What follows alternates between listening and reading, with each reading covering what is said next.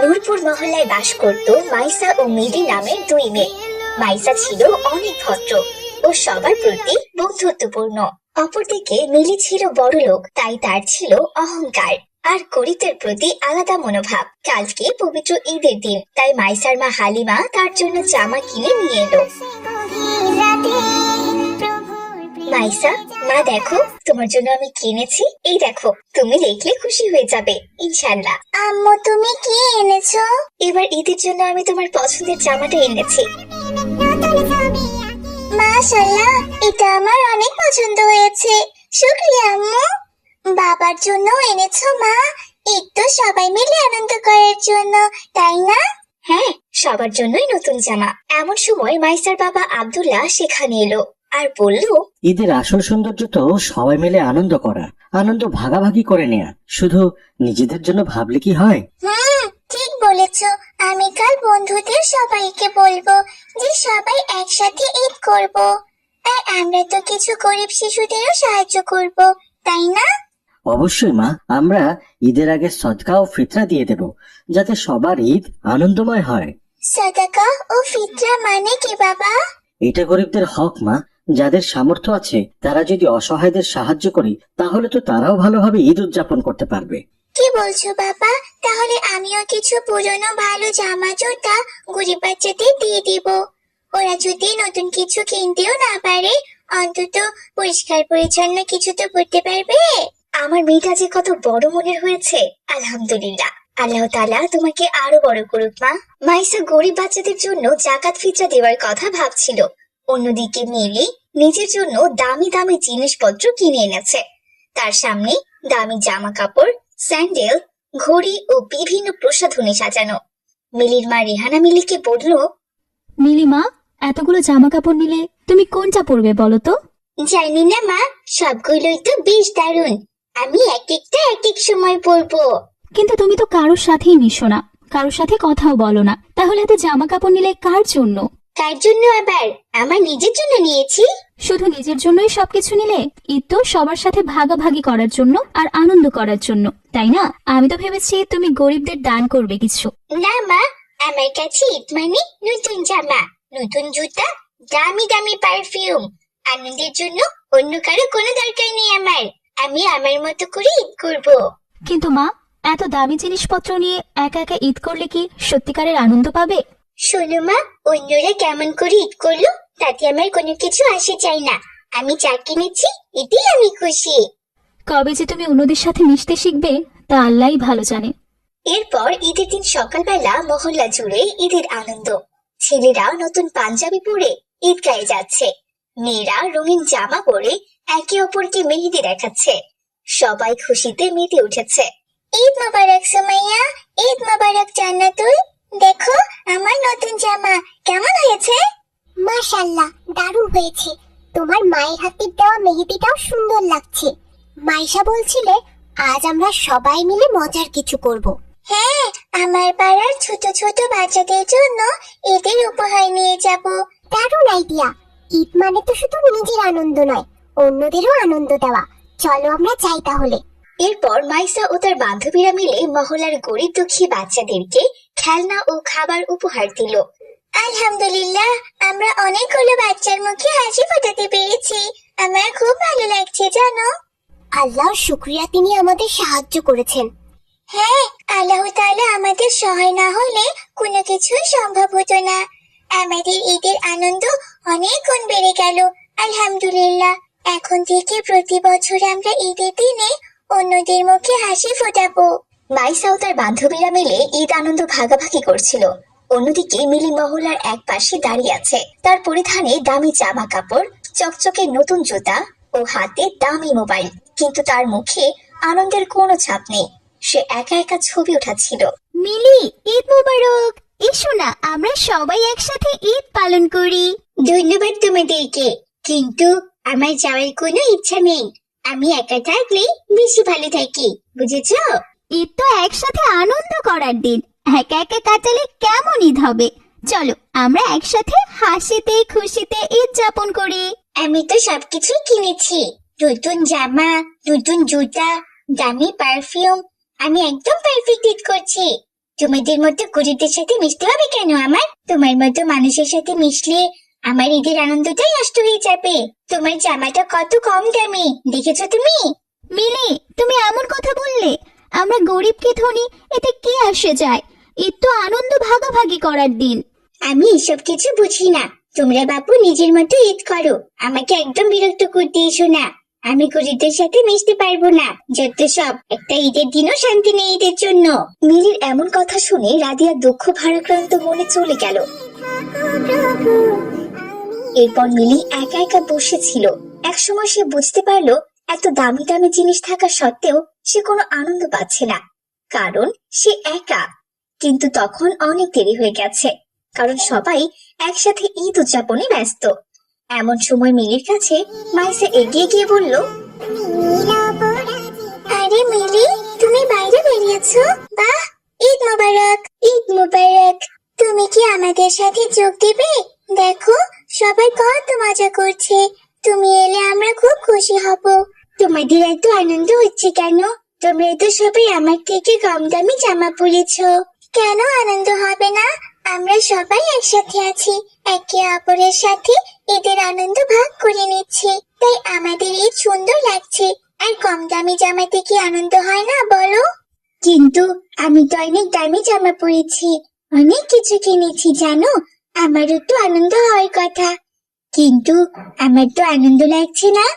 আনন্দ কি শুধু দামি পোশাক আর দামি জিনিসই পাওয়া যায় মিলি? শোনো মিলি, ঈদের প্রকৃত আনন্দ আসে যখন তুমি অন্যদের সাথে ভাগাভাগি করো তখন। তুমি সারাদিন একা একা ছিলে, কেমন লাগছিল তোমার বলো তো? ভালো লাগছিল না, একদম ভালো লাগছিল না। তাই তো বলছি, তোমার কাছে হয়তো সব আছে, দামি দামি জিনিসপত্র আছে, কিন্তু তুমি তো একা। ঈদ কখনো একা একা উদযাপন করার জন্য নয় মিলি, এতে সবার সাথে ভাগ করে নেওয়ার জন্য। আমি বুঝতে পারছি, কিন্তু আমি তো সারাদিন তোমাদের সাথে খারাপ ব্যবহার করেছি, তোমরা আমাকে গ্রহণ করবে? ঈদ তো মাফ করার জন্য, একে অপরকে ক্ষমা করার দিন। তুমি যদি সত্যি বুঝতে পারো যে ভুল করেছো, তবে তোমার জন্য আমাদের দরজা সব সময় খোলা। তাহলে আমি কি এখন তোমাদের সাথে ঈদ পালন করতে পারি? অবশ্যই পারবে। চলো এখন আসো তো আসো, আমরা সবাই একসাথে থাকবো। এই বলে মাইসা মিলির হাত ধরে বাকি বন্ধুদের কাছে নিয়ে গেল। এরপর তারা সবাই একসাথে আনন্দ করলো, খাবার খেলো। মিলি বুঝতে পারলো ঈদের আসল আনন্দ কেবলমাত্র বিলাসিতায় নয়, বরং ভালোবাসা, বন্ধুত্ব, ক্ষমা ও ভাগাভাগির মধ্যেই নিহিত। এরপর মিলিকে নিয়ে মাইসা তাদের বাড়িতে গেল। আরে মাইসা মা, এটা কে? মা, এটা আমার বান্ধবী মিলি। এসো এসো মা, তোমাদের জন্য সিমাই রান্না করেছি। আমি নিজ হাতে খাইয়ে দিই তোমাদের, কেমন? কে মজা, কে মজা, মায়ের হাতে সেমাই রান্না খাবো, অনেক মজা হবে। মিলি এসো, আমরা একসাথে বসে খাই। আমি তো কখনো আমার মায়ের হাতের সেমাই রান্না খাইনি। আমাদের বাড়িতে রান্না বান্নার কাজ অন্য কেউ করে দেয়। এসো, আজ তুমি বুঝতে পারবে মায়ের হাতে রান্না করা সেমাই খেতে কত মজা। এমন সময় সেখানে আব্দুল্লাহ এলো। তার হাতে অনেক খাবার দাবার দেখে মাইসা বলল, বাবা, তুমি এত খাবার নিয়ে এসেছো, এত খাবার তো আমি একা খেতেই পারবো না। কোনো ব্যাপারই না মা, অর্ধেক তোমার বান্ধবীদেরকে দিয়ে দিও। মাইসাদের বাড়িতে এমন আনন্দ দেখে মিলি বুঝতে পারলো তার বাড়িতে শুধু দামি খাবার আর দামি জিনিসপত্র আছে, কিন্তু এমন আনন্দ নেই।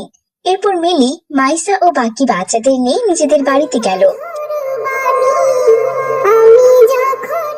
আমি ঈদের জন্য অনেক কিছু কিনেছি, তা আমি তোমাদের সাথে ভাগাভাগি করতে চাই। মাশাআল্লাহ, মিলি তুমি তাহলে বুঝতে পেরেছো ঈদের আসল আনন্দ একে অপরের সাথে ভাগাভাগি করা আর সবার মাঝে খুশি ছড়িয়ে দেওয়া। এরপর মাইসা ও মিলি মহল্লার অন্য বাচ্চাদের নিয়ে সন্ধ্যায় আরো আনন্দ করলো। এভাবে সবার ঈদ আনন্দময় হলো। মিলি আর মাইসা দুই চাচাতো বোন। মিলি প্রায়ই ফোনে ব্যস্ত থাকে, ফেসবুক, ইনস্টাগ্রাম আর শপিং এর পোস্টে সময় কাটায়। সে রোজা রাখে, তবে রোজা রাখার ছবি প্রতিদিনই ফেসবুকে পোস্ট করে, যেটা সবাই জানে। অন্যদিকে মাইসা খুব ধার্মিক, কখনো কিছু পোস্ট করে না, বরং নিজের ইবাদত, দোয়া আর কোরআন তিলাওয়াতে মনোযোগী থাকে। একদিন মাইসা মিলিকে বলল, মিলি, তুমি তো রোজা রেখেছো, কিন্তু এইসব ছবি ফেসবুকে দাও কেন? এটা কি তোমার জন্য সঠিক? ওহ মাইসা, তুমি এবার কি বলছো বলো তো? সবাই একটু জানুক যে আমি রোজা আছি। সবাইকে জানিয়ে কি হবে মিলি?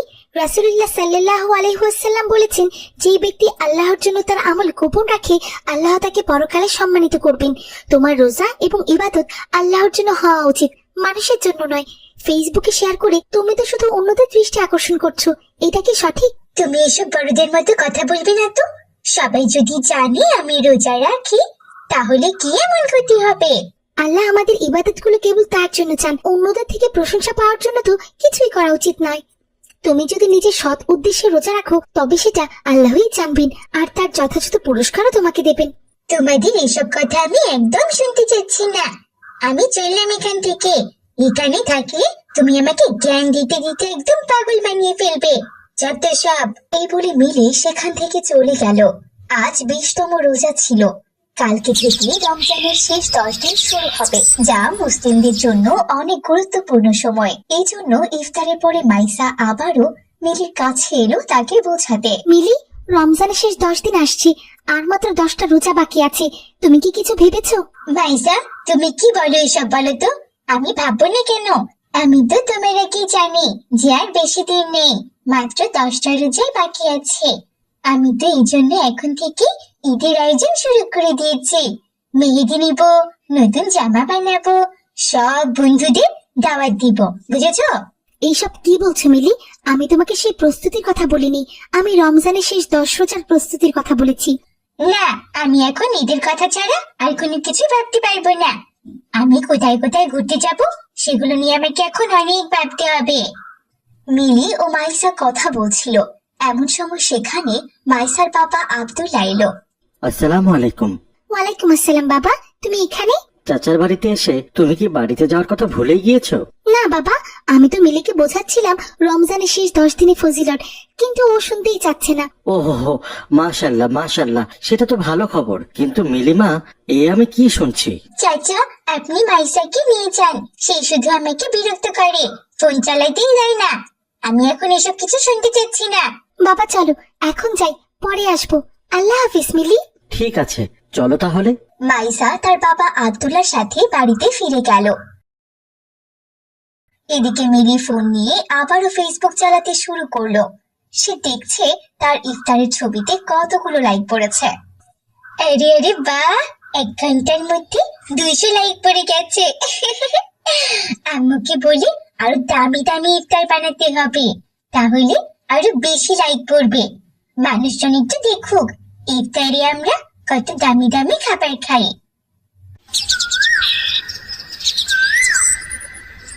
পরের দিন মাইসা আবারও মিলিদের বাড়িতে এলো। মিলি তখনও মোবাইল নিয়ে পড়েছিল। এই দেখে মাইসা বলল, মিলি, আজ বিজোড় রোজা, আজ সবে কদর হওয়ার সম্ভাবনা আছে।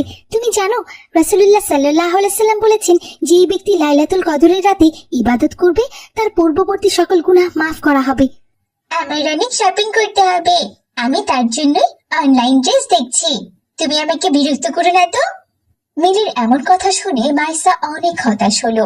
মাইসা ভাবলো হয়তো বাড়িতে থাকলে সারাদিন ফোন নিয়ে পড়ে থাকবে, তাই মাইসা মিলিকে নিয়ে বাইরে ঘুরতে গেল।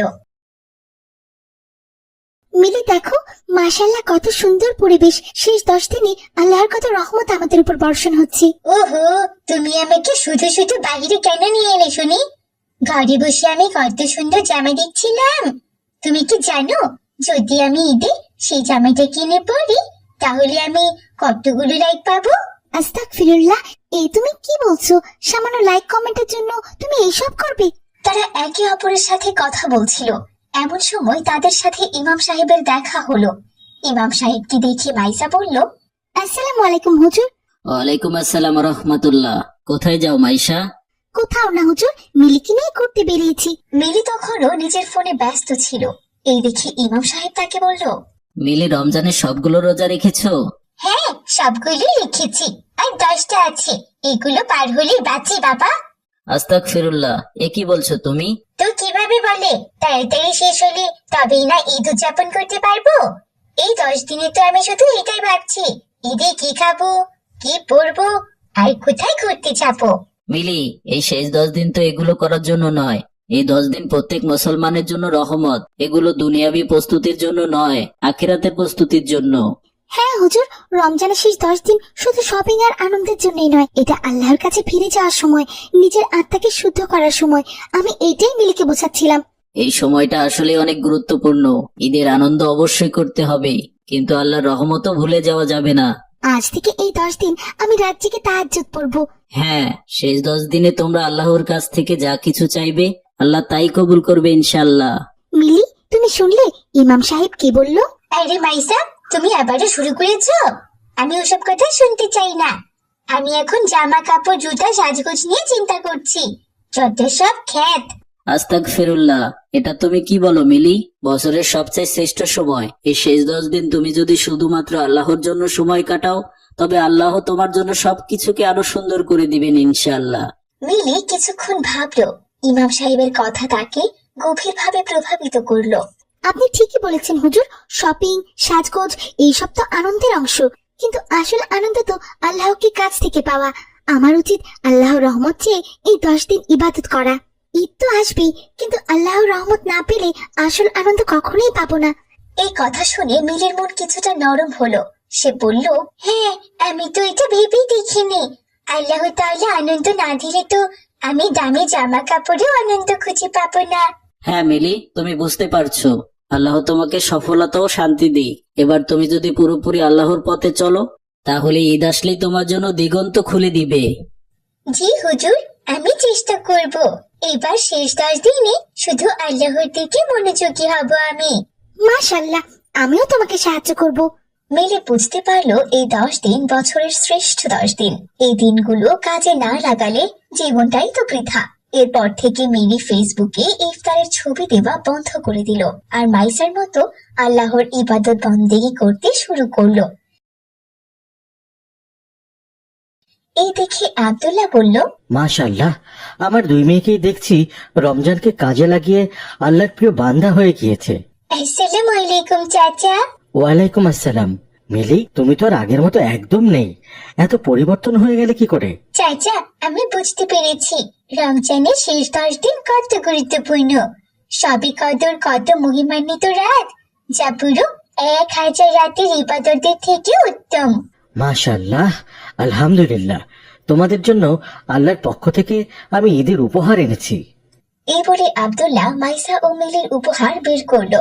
সুন্দর দুটো নতুন জামা, যা দেখে তারা দুজনেই ভীষণ খুশি হলো। মাশাআল্লাহ বাবা, এই জামা দুটো তো অনেক সুন্দর।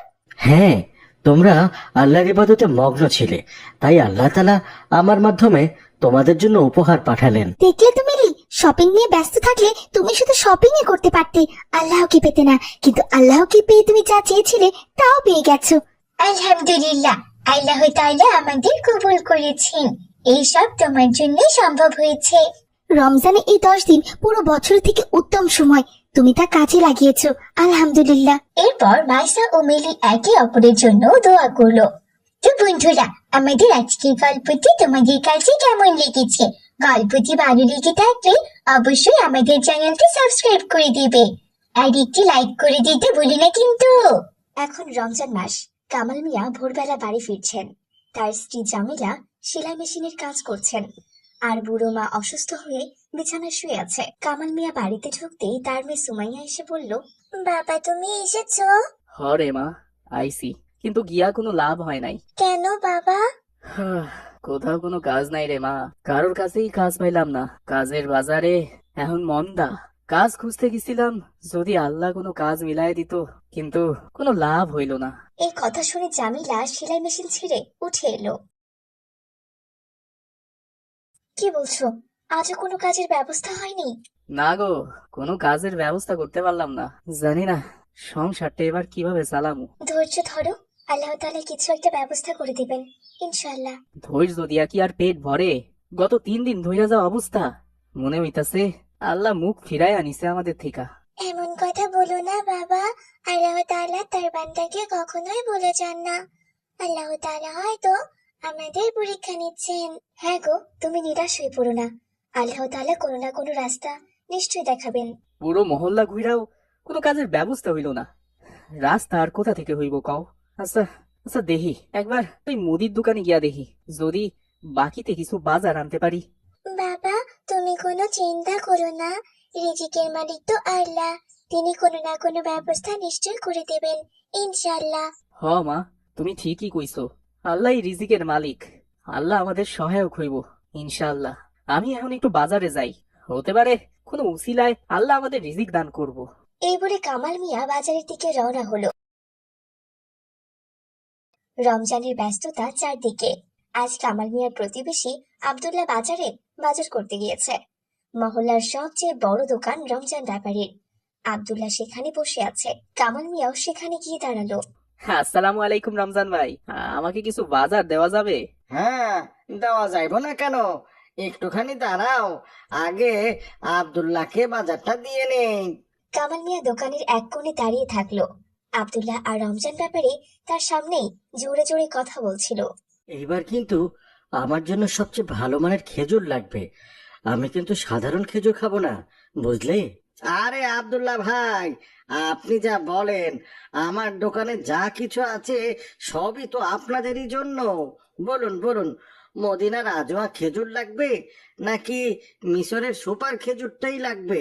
আপাতত এগুলোই দিয়ে দাও, আমি ওমরায় যাচ্ছি, বুঝলে? মক্কা মদিনায় গিয়ে সেখানকার ভালো খেজুরগুলো নিয়ে আসবো। মাশাআল্লাহ, এ তো ভালো খবর। হ্যাঁ হ্যাঁ, এখন আপাতত এগুলোই খাই। কিন্তু শোনো রমজান ব্যাপারী, খেজুর যা নিব তা যেন একদম সেরা হয়, দাম যা লাগে লাগুক। আলহামদুলিল্লাহ, এমন আল্লাহওয়ালা মানুষ যদি বেশি থাকতো তাহলে ব্যবসা করে কত ভালো হতো। আপনি কোনো চিন্তা করবেন না ভাইজান, একদম ভালো খেজুর। 2000 টাকায় 1 কেজি খেজুরের দাম পড়বে। মাত্র 2000 টাকা? আরে ভাই, টাকা কি আমার কাছে কম আছে নাকি? আমার মতো লোকের জন্য 5000 টাকার খেজুর লাগবে, বুঝলে? আলহামদুলিল্লাহ, আপনি আসলে একজন দানশীল লোক। তবে খেজুরের দাম এটুকুই, এর চেয়ে বেশি আমি নিতে পারবো না। তুমি চাইলে 2000 টাকার খেজুরকে 5000ও বলতে পারতে। আমি আল্লাহকে ভয় করি ভাই, এ কাজ আমি করি না। যা দাম আমি সেটাই রাখি। তোমার সততায় আমি খুশি হলাম, এই নাও। এরপর আব্দুল্লাহ পকেট থেকে কয়েকটা 500 টাকার নোট বের করে দিয়ে চলে গেল। পাশে দাঁড়িয়ে থাকা গরিব মানুষ কামাল মিয়া ইফতারের জন্য সামান্য ছোলা আর মুড়ি কিনতে এসেছিল, তাও আবার বাকিতে। রমজান ব্যাপারী কামাল মিয়া দাঁড়িয়ে আছে দেখে বলল, বলো বলো, এবার বলো কামাল মিয়া, তোমার কি লাগবে? আমার যদি কিছু মুড়ি আর ছোলা দিতেন বাকিতে, তাইলে ভীষণ উপকার হইতো। আরে এ কি বলো, এক্ষুনি দিচ্ছি, দাঁড়াও। এমন ভাবে বলছো মনে হচ্ছে আমি তোমাদের পর হয়ে গিয়েছি। কত বড় লোকের যাওয়া আসা আপনার দোকানে ভাই, এর মাঝে আমার মতো গরিব যদি আপনার কাছে বাকি চাই, তাইলে সেই ভয়ই আর কি। আরে কি যে বলো না কামাল মিয়া, এই নাও তোমার ছোলা মুড়ি, আর কোনো কিছু দরকার হলে চলে এসো কিন্তু। এরপর রমজান ব্যাপারীর থেকে ছোলা মুড়ি নিয়ে কামাল মিয়া বাড়ির দিকে রওনা হলো। পথে যেতে যেতে কামাল মিয়া ভাবলো, হায় আল্লাহ, আমার আব্দুল্লাহর মতো এত টাকা পয়সার দরকার নাই, কিন্তু বুড়ো মা আর ছোট্ট মেয়েটারে ভালো মন্দ একটু খাওয়াতে চাই। সন্ধ্যার আগেই কামাল মিয়া বাড়িতে ফিরে গেল। হাতে ছোট্ট ব্যাগ, তাতে মাত্র আধাশের ছোলা আর একটুখানি মুড়ি। তুমি কি আনলে গো? আর কি আনমু গো, ওই যে আধা শেষ তোলা আর একটু মুড়ি বাকিতে দিল রমজান ব্যাপারী। বাবা, আমি নাকি শুধু ছোলা মুড়ি খাবো, আর সেহরিতে কি খাবো? একটু ভাতও তো খেতে ইচ্ছে করে।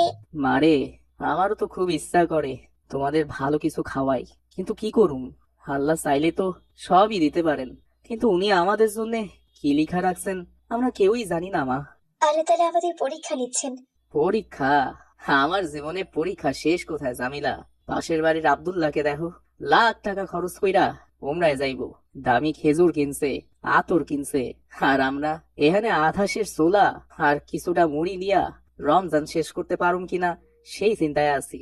আমার তো মনে হয় আল্লাহ কেবল ধনীদেরই ভালোবাসেন, গরিবের কষ্ট উনি দেখেন না। এমন কথা বলো না, আল্লাহ তাআলা আমাদের পরীক্ষা নিচ্ছেন, সবসময় তো আর খারাপ দিন থাকবে না। সত্যি কইতাছো জামিলা? হায়, যদি আমার কাছে একটু টাকা থাকতো, যদি আমি মেয়ের মুখে 1 প্লেট ভালো খাবার তুলে দিতে পারতাম, যদি আমি তোমারে আর মাকে একটু ভালো জীবন দিতে পারতাম। হায় আমার কপাল, কিছুই নেই, আমার কিছুই নেই। পরের দিন রাতে সেহরিতে না খেয়ে রোজা রাখলো জামিলা আর কামাল মিয়া। এই দেখে সুমাইয়া বলল, বাবা তুমি খাবে না? না রে মা, তোমরা খাও, আমি না খেয়েই রোজা রাখবো ইনশাল্লাহ। কিন্তু বাবা এভাবে কি রোজা হবে? সকালে একবার আমি ইমাম সাহেবের কাছ থেকে যাই না নিমুনে এই বিষয়, তুমি চিন্তা করো না। এই বলে সেহরিতে না খেয়ে কামাল মিয়া রোজা রাখলো।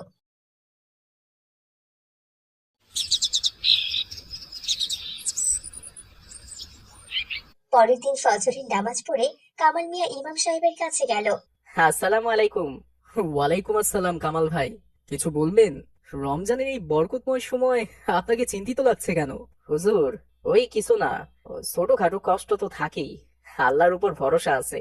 কামাল ভাই, সত্য গোপন করবেন না, বলুন তো ইফতার সেহরির ব্যবস্থা ঠিকমতো হচ্ছে তো? আল্লাহর রহমতে ইফতার তো কোনোভাবে হইয়া যায়, কিন্তু কিন্তু কি বলুন? কিন্তু সেহরির ব্যবস্থা নাই হুজুর, কয়েকদিন ধরেই কাজ নাই, ঘরের অবস্থাও তো ভালো না, শুধু পানি খাইয়া সেহেরি করতাছি। মাঝে মধ্যে হয়তো ওই আগের রাতে বেঁচে থাকা কিছু খাবার থাকে, ওইটা খাইয়া নি, আর কখনো কিছুই থাকে না। ইন্নালিল্লাহ, এ আপনি কি বলছেন? আপনার পরিবার না খেয়েই রোজা রাখছে? রোজা তো আমাদের জন্য ফরজ, তাই কষ্ট হইলেও রাখতাছি। মেয়েরা ছোট আর মা অসুস্থ, শুধু তাদের জন্য কোনো রকম কইরা ব্যবস্থা করি, ধার কইরা বাকিতে কিছু খাবার কিনছিলাম, তাই দিয়া চইলা যাইতাছে এখন। তবে আল্লাহ তো রিজিকের মালিক, তিনি কোনো না কোনো ব্যবস্থা কইরা দেবেন ইনশাআল্লাহ। আল্লাহু আকবার। এই কষ্টের কথা তো আপনি আগে বলেননি কামাল ভাই। আপনি কি জানেন রাসূলুল্লাহ সাল্লাল্লাহু আলাইহি ওয়াসাল্লাম বলেছেন, যে ব্যক্তি রোজাদারকে ইফতার করায় সে রোজাদারের মতোই সওয়াব লাভ করে, অথচ আমাদের আশেপাশের মানুষ না খেয়ে সেহরি করছে আর আমরা জানিও না। হুজুর, কারোর কাছে কইলে লোকে করুণা করব, তুচ্ছ করব, তাই আর সাহস কইরা কাউরে কই নাই। আমি আল্লাহর উপর ভরসা রাখছি। কামাল ভাই, আল্লাহ তো আমাদের পরীক্ষা নেন, কিন্তু আমাদের একে অপরের দায়িত্বও দিয়েছেন। জানেন, সাহাবীরা যখন অভাবে থাকতেন তখন অন্য সাহাবীরা তাদের সাহায্য করতেন। আল্লাহ সব দেখছেন ভাই, আপনার ধৈর্যই আপনার জন্য জান্নাতের পথ তৈরি করবে। জি ইনশাআল্লাহ। তবে আমি এখন আসি হুজুর, আসসালামু আলাইকুম। ওয়ালাইকুম আসসালাম ওয়া রাহমাতুল্লাহ। এরপর কামাল মিয়া নিজের বাড়িতে চলে গেল। ইমাম সাহেব মসজিদে বসে ভাবছিল, এমন সময় হঠাৎই সেখানে আব্দুল্লাহ এলো। আসসালামু আলাইকুম ইমাম সাহেব। ওয়ালাইকুম আসসালাম। আব্দুল্লাহ ভাই, কি খবর? আজকে বেশ খুশি মনে হচ্ছে আপনাকে। আলহামদুলিল্লাহ, আগামীকাল তো আমি ওমরার উদ্দেশ্যে রওনা দিচ্ছি। মাশাআল্লাহ, কিন্তু একটা কথা বলুন তো, আপনি কি নিশ্চিত যে আপনার ওমরা কবুল হবে? কি বলছেন হুজুর? আমি তো সব নিয়ম মেনেই যাচ্ছি। হালাল উপার্জনে ওমরার টাকা জোগাড় করেছি, নিয়ম মেনে এহেরাম পরব, দোয়া এবং ইবাদত করব, তাহলে কবুল হবে না কেন? আব্দুল্লাহ ভাই, আপনি কি কোরআনে সেই আয়াত শুনেছেন যেখানে আল্লাহ বলেন, তোমরা সৎ কাজের আদেশ দেবে এবং মন্দ কাজ থেকে বিরত থাকবে আর দান সৎকা করবে? হ্যাঁ, আমি তো মসজিদে নিয়মিত দান করি, ইফতারের আয়োজনেও টাকা দিই।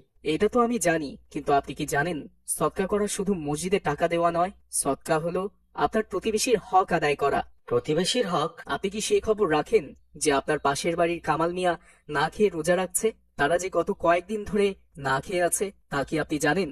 হ্যাঁ, শুনেছিলাম, কিন্তু তাদের তো অনেক অভাব চলছে। আপনি লাখ লাখ টাকা খরচ করে উমরায় যাচ্ছেন, অথচ আপনার পাশে থাকা এক গরিব রোজাদার না খেয়ে দিন কাটাচ্ছে। আমি তো... আপনার কি মনে হয় আপনি একদিকে উমরা করতে যাচ্ছেন, অন্যদিকে আপনার দরজার পাশেই একজন ক্ষুধার্ত রোজাদার কষ্ট করছে, এতে কি আল্লাহ রাজি থাকবেন? আব্দুল্লাহ লজ্জায় মাথা নিচু করে ফেলে। সে বুঝতে পারে সে তার হক আদায় করেনি। আমি সত্যি ভুল করেছি হুজুর, এত টাকা খরচ করলাম, অথচ... ইসলাম আমাদের প্রতিবেশীর হক আদায় করা শিক্ষা দেয়। আমি নিজের ভুলটি বুঝতে পেরেছি ইমাম সাহেব। আব্দুল্লাহ নিজের ভুল বুঝতে পারলো। সেদিনই সে কামাল মিয়ার বাড়ি গেল আর প্রতিবেশীর হক আদায় করলো। সুমাইয়া এতে অনেক খুশি হলো এবং ভালোভাবে নিজের সবগুলো রোজা সম্পূর্ণ করলো।